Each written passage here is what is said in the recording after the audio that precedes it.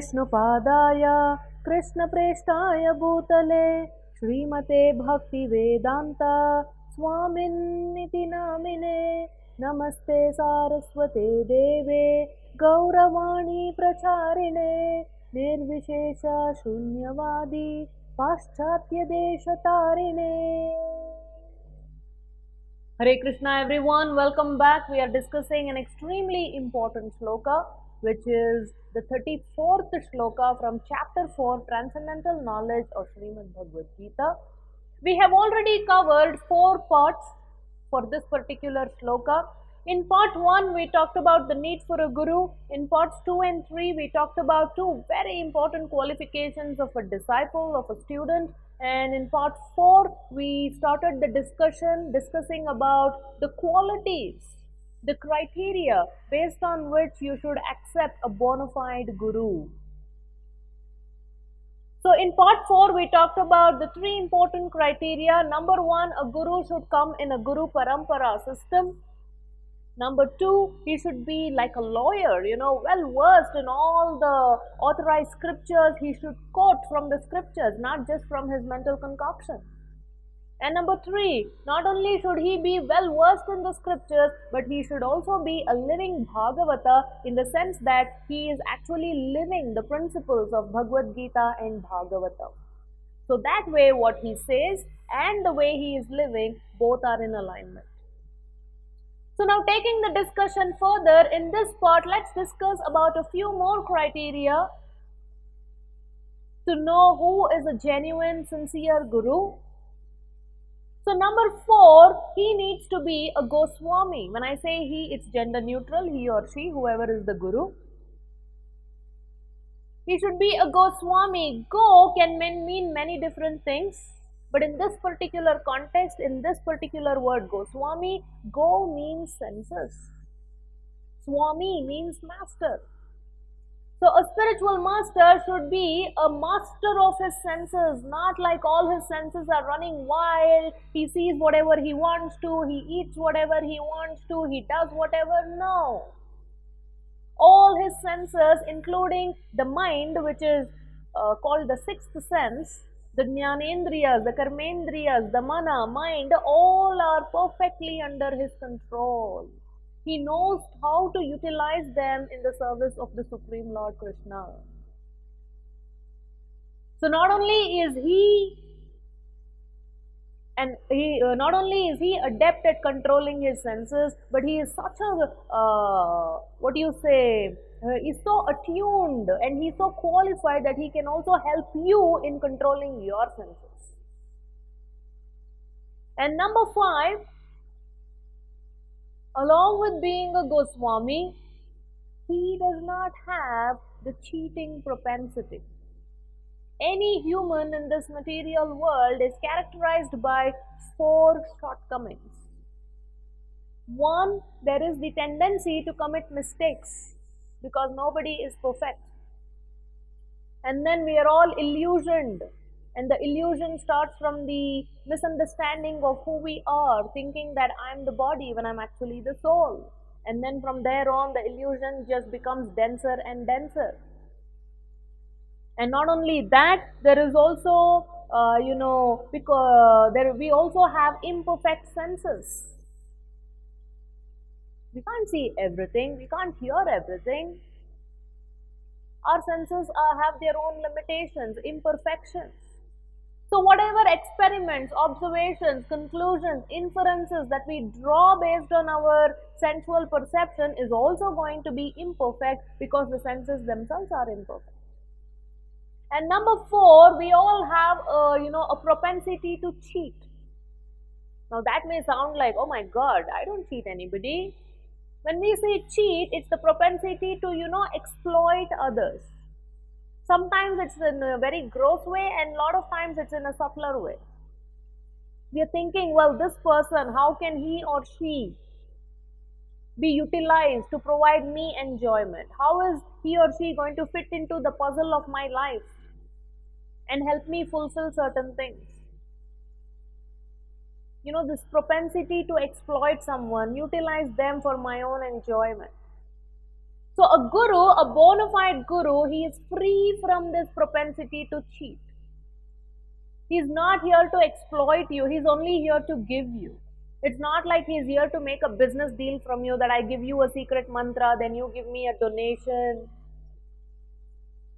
So it's not that kind of a materialistic dealing. He doesn't want to exploit you. He has absolutely no intentions of cheating you. And number 6, he has utmost commitment to giving you only the best, the ultimate, and that is Krishna consciousness, that's God realization, and he is not going to settle for anything less. Because there are so many so-called gurus who don't ask you to change your lifestyle, because they know the moment they keep some rules and regulations, their fan following is going to be constricted. They don't want that. So they will give you a liquidated, a watered down version of so-called spirituality. They will say, oh, you just, be a good person, don't lie, don't cheat, just go and, keep doing your duty nicely. Just be a good person is their philosophy. But what's the value of being a good person in this material world? Suffering. Good and bad is the duality, a product of this material world. We just don't want to be good or bad. We just want to be connected with the Supreme Lord. But many people make you settle for that. Just be good. Just keep doing what you're doing. Just come visit me once in a while. There is some feel-good factor. Some kind of meditation techniques they may give you. Sometimes even those techniques may not be authorized as per the scriptures, and some I have come across people who give some secret mantra. If the mantra is so potent, what is the need to keep it secret? Make it open. No, Bhagavad Gita itself is open. Why you should give a secret mantra? So a real guru will not get into all this futile business kind of tactics, that you give me this, I'll give you that. No, he comes from the ultimate platform and he wants to give you the absolute best, and that is only God realization and nothing less. And for that, if he has to tell you, like, you should not do this, you should do this, he's not scared of losing a disciple or increasing his fan following, or he's not scared that his fan following is going to reduce or something. Even if he has one genuine disciple, he's quite happy with that. In fact, in the Vedic system, it's not the guru who goes after the disciples, it's the disciples who come after the guru. And that is why my own spiritual master, Srila Prabhupada, when he went to the West, imagine, it was like middle of 1960s, the pinnacle of hippie culture, Vietnam War and all these things. And there he goes and says, no meat eating, no illicit relationship, no intoxication, including coffee, tea. No gambling. And for them, all these things were like, part of their daily routine. They were not even aware they were sinful things. And Prabhupada did not water it down. And there are some people, the moment they land in the West, they change their attire, trying to fit into their culture. But Prabhupada did not do that. He went in his own attire. The Vrindavan sannyasi, however, he was exactly the same way. He made them change and adopt Vedic culture, including the attire and tilak and kantimala and everything. It's not like he went there and he started dressing the way they dress to fit into their mold and adopt the rotten Western culture. No offense to anyone.